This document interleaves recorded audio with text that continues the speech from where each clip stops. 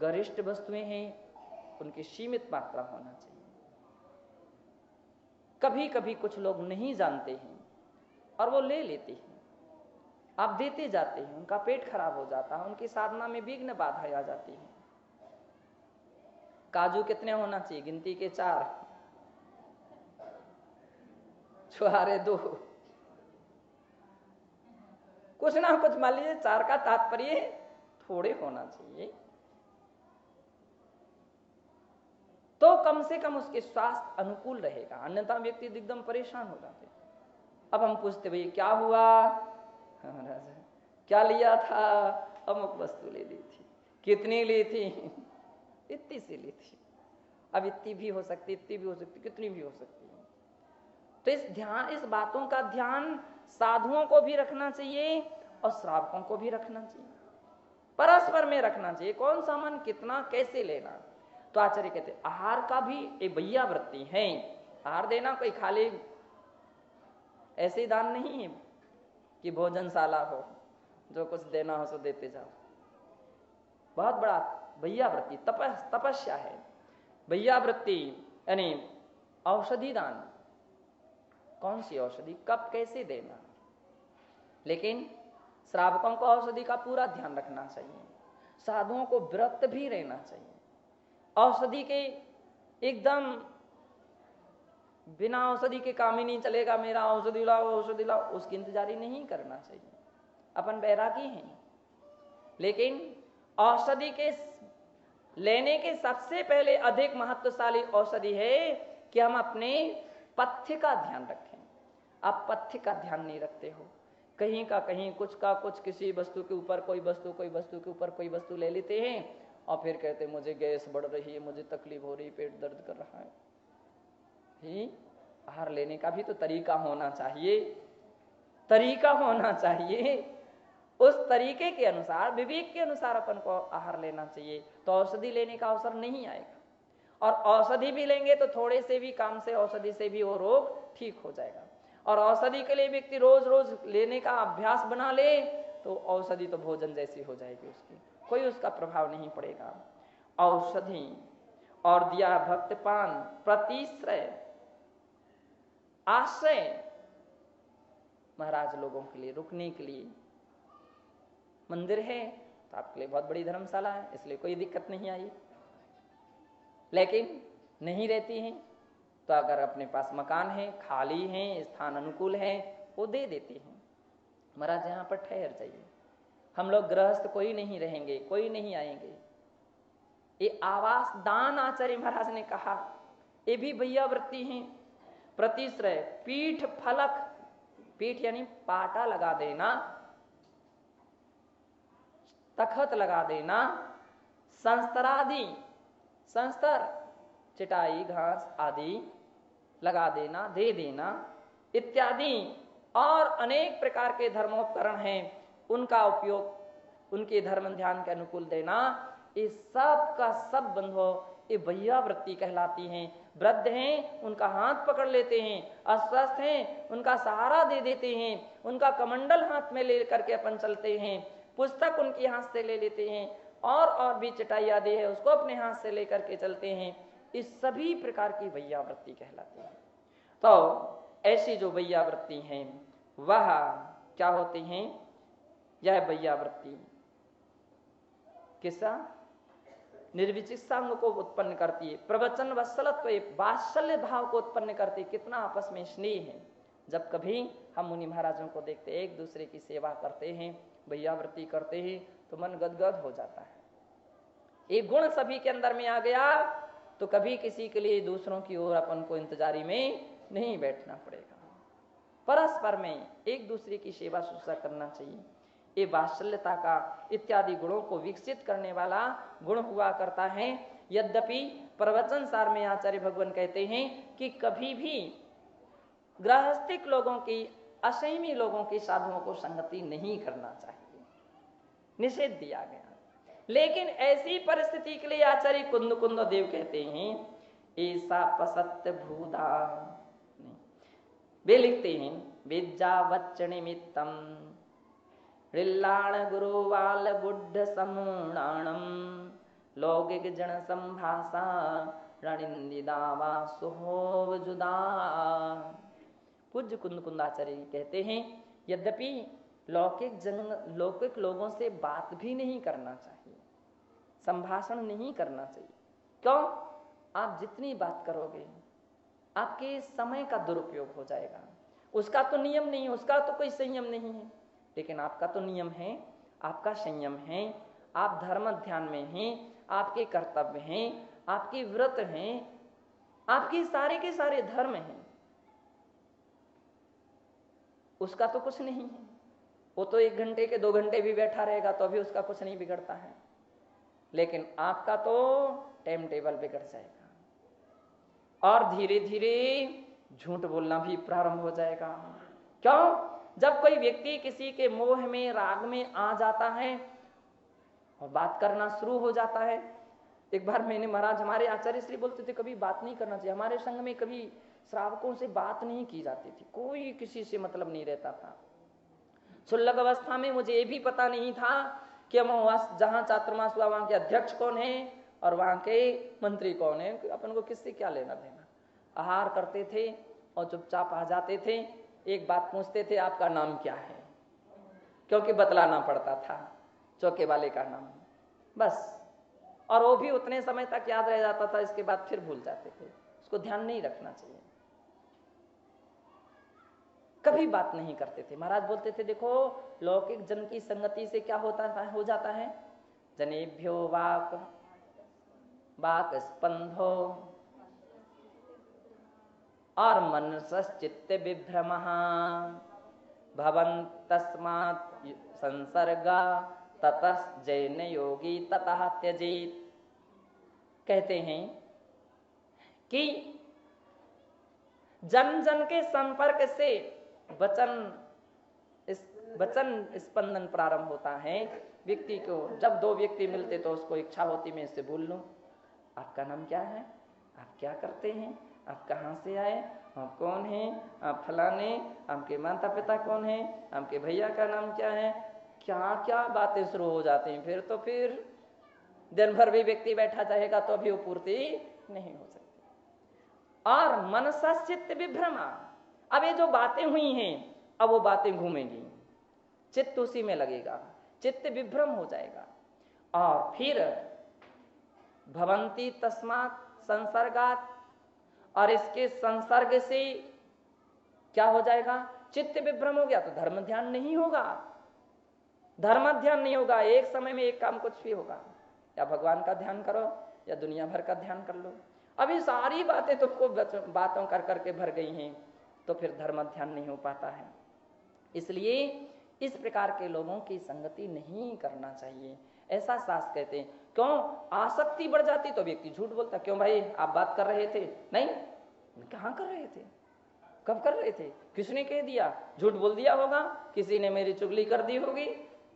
अब देख लीजिए व्यक्ति ने एक झूठ को छिपाने के लिए कितने झूठ शुरू कर दिए, और फिर दूसरे लोगों पर उसने आंखें उठाना शुरू कर दी। ये व्यक्ति गया था, इन्हीं ने शिकायत की थी, उन्हीं ने शिकायत की थी, स्थिति खड़ी हो गई। चोरी से फिर भैया ये तो यहाँ पर मुश्किल है, अब आप तो वहाँ बैठ जाना, वहाँ से हम चर्चा कर लेंगे, उस मौके पर मिल जाना, फिर चर्चा कर लेंगे। चोरी से व्यक्ति फिर चर्चा करना शुरू कर देता है। अब देखिए तुम्हारे धर्म समाप्त हो रहे हैं, व्रत समाप्त होना शुरू हो गया, धीरे धीरे पता नहीं व्यक्ति किस स्थिति पर खड़ा हो जाए, कुशील और परिग्रह सब कुछ आ जाएगा, और अंत में जाकर के जहां से चले थे वहां ही लौट करके पहुंच जाते हैं। चले थे चौवे से छक्के होने और रह गए दुब्बे के दुब्बे। ऐसी स्थिति खड़ी हो जाती है। तो आचार्य कहते लौकिक जनों की संगति नहीं करना चाहिए, लेकिन ऐसी परिस्थिति में आचार्य गण, कौन, आम साधु नहीं, आचार्य गण के समय विद्या बच्चे निमित्तम, भैया वृत्ति के निमित्त, शिष्याण गुरु बाल बुद्ध समणाणम, शिष्यों के लिए, गुरु के लिए, बाल शिष्य साधुजन हैं, वृद्ध साधुजन हैं, उनकी भैया वृत्ति के लिए लौकिक जन संभाषा, यदि प्रयोजन वशात थोड़े समय के लिए कुछ बोला जाता है और बोला जाता है तो आचार्य ना निंदा व सुहो विजुदा, वह बोलना भी निंदित नहीं है, बुरा नहीं है। उतने प्रयोजन के लिए बोला, भैया अमुक महाराज का स्वास्थ्य ठीक नहीं है, आप डॉक्टर वैदिक जी के लिए बुला दीजिए, उनका स्वास्थ्य ठीक नहीं है, उनका तकलीफ हो रही है, उनकी तकलीफ, उनके जॉइंट दर्द कर रहे हैं, गर्म पानी से उनकी शिकायत कर दीजिए। अब इतना बोला तो बुरा नहीं है। व्यर्थ की जो गप सप व्यक्ति करता वो निषिद्ध है, और ऐसे प्रयोजन को लेकर के यदि उसने कुछ बोला है बस उतना ही बोलना चाहिए कि जितने से अपना काम बन गया है। और इसके बाद विस्मृति द्रुतम यदन्य दुच्यते किंचित, जो कुछ भी किंचित बोला भी है तो उसके लिए विस्मृति द्रुतम, शीघ्र ही भूल जाना चाहिए, शीघ्र ही भूल जाना चाहिए, बस हो गया अपना काम, अब अपन को कोई लेना देना नहीं है। आचार्यगण अपने साधु संघ की संभालने के लिए प्रोत्साहन देते हैं, प्रेरित करते रहते हैं, इसके पीछे इतना सा ही सिद्धांत छिपा हुआ रहता है, इसके पीछे और कोई दूसरा उद्देश्य नहीं रहता। शेष समय भी अपना धर्म ध्यान में समय व्यतीत करते हैं। तो ऐसी वैयावृत्ति होती है, वैयावृत्ति आहार औषधि। एक बात उदाहरण देकर के बात को समाप्त कर देंगे। और अंत में जो वैयावृत्ति होती है वह औषधि दान नहीं, आवास दान में एक सूकर प्रसिद्ध हुआ। बड़ा आश्चर्य है, कौन प्रसिद्ध हुआ? सूकर, जिसके लिए आप सुअर बोलते हैं। और वो जंगल में था। चूंकि जंगलों में कोई भी स्थान पर कोई भी जानवर रहते हैं, और जंगलों में साधुजन भी रहते हैं। साधुजन कहाँ रहते थे प्राचीन काल में? जंगलों में रहते थे। गिरिकंदर दुर्गेशु एव संति दिगंबरा पाणी पात्पुटाहास्ते यान्ति परमां गतिम। गिरिकंदरों में रहते थे। अब उनको तो नहीं मालूम है इसमें कौन है, कौन पहले रहता है नहीं रहता है। एक मुनि महाराज थे, वे गुफा में जाकर के साफ सुथरी उन्होंने देखी, शांत स्थान देखा, शाम के समय वहां जाकर के वे ध्यान में निमग्न हो गए। लेकिन वो गुफा में पहले से सूकर रहता था। अब वो आकर के उसने देखा, ओहो इसके अंदर में तो एक सन्यासी संत बैठे हुए हैं, दिगंबर मुनि बैठे हुए हैं। संभवतः वह सूकर ने कभी ना कभी इस प्रकार के संस्कार पाए थे जिससे उसके लिए जाति स्मरण हो गया। ओहो ये संत ही नहीं, ये तो भगवंत हैं, ये निर्ग्रंथ संत है, ये मुनि ही, ये साधु हैं, हम इनकी सेवा किस रूप में करें। आज वे हमारे लिए अतिथि बन गए। उस सूकर का जीव पहले कोई सेठ का आदमी जीव था, जिसने कभी साधुओं की सेवा भक्ति की थी, और ऐसा साधुओं की संगति में रहा था, तो उस वक्त उसको जाति स्मरण हो जाता हो, ये वो मुनि हैं, धन्य हो गया मैं, मेरे घर में तो इनके सहज ही चरण पड़ गए। अब मेरा कर्तव्य तो ये है कि इनकी रक्षा करूं, इनकी सेवा करूं, इनकी संभाल करूं। जंगल है और जंगल में जानवर बहुत सारे विचरण करते हैं। तो सूकर ने निर्णय ले लिया, मैं सोऊंगा नहीं, रात भर जागरण करूंगा। गुजरात में कई एक स्थानों से हमारे बिहार हुए, तमिलनाडु, कर्नाटक, महाराष्ट्र और राजस्थान में भी। लेकिन मैं कुछ ऐसे जगह के उदाहरण मुझे ध्यान है कि बड़े बड़े लोगों ने अपना पूरा मकान खाली कर दिया साधुओं को ठहरने के लिए, सारा मकान खाली कर दिया। एक ब्राह्मणी तो एक ऐसी थी कि जिसने जो खाना बना रही थी, और उस वक्त जब कोई समाज का व्यक्ति पहुंचा कि स्कूल की चाबी नहीं है और ठंडी का मौसम है, मुनि और आरिका एक साथ नहीं रह सकते हैं, एक कमरा है उसमें आरिका माता जी रुक जाएंगी, महाराज को रुकने के लिए स्थान चाहिए। कितनी अच्छी ब्राह्मणी थी, उसने कहा कोई बात नहीं, आप ले आइए, हम इतना पूरा स्थान खाली कर देंगे। पूरा भरा कमरा। कभी उसने नहीं सोचा कि हमारा कुछ बिगड़ जाएगा, कुछ खराब हो जाएगा, कुछ व्यक्ति ले जाएगा, कुछ ऐसा कर देगा। पूरा मकान बोलो ऐसे उठ करके बाहर आ गई। मैंने कहा इतनी ऊंची भावना, यहां तक ही नहीं, वो तो खाना बना रही थी। तो मैंने कहा भैया वो खाना वगैरह बना रही है, उसके भोजन में अपन विघ्न ना डालें। उसने सुन लिया, बोले नहीं नहीं महाराज श्री, आप तो आराम से रुकिए, मैं यहाँ खाना भी नहीं बनाऊंगी। नहीं, खाना नहीं बनाओगे तो क्या होगा। वो सारा सामान वैसे ही उठा करके ले गई दूसरे मकान में, और पड़ोस के मकान में वो रही। ऐसे कुछ लोगों को देखा कि जिन्होंने मकान खाली किया, साधुओं को अंदर रोकाया और स्वयं बाहर ठहरे। ऐसे लोगों को हमने स्थान पर रुके जहां पर व्यक्तियों ने खाना पीना सब बंद कर दिया, बोले बस हम लोग दूसरे के घर में खा लेंगे। लेकिन आज तो रसोई घर भी उसने खाली कर दिया साधु जनों की सेवा व्यवस्था के लिए। आज हमारा मकान उपयोग में आ गया, पवित्र हो गया। वो जो सूकर हैं वो रात भर पहरा देता है, और उस वक्त एक शेर घूमता घामता उस स्थान पर आ जाता है।